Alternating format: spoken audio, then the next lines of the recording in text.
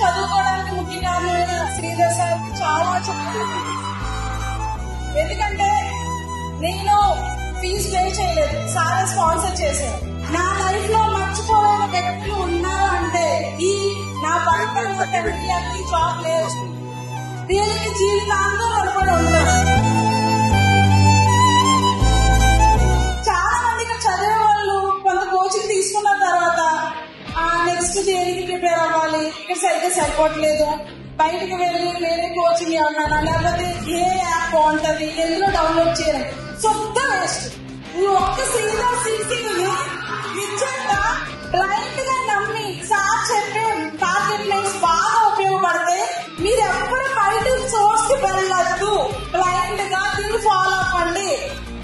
వీళ్ళు ఇచ్చే course, next exams, explanations follow అవ్వండి.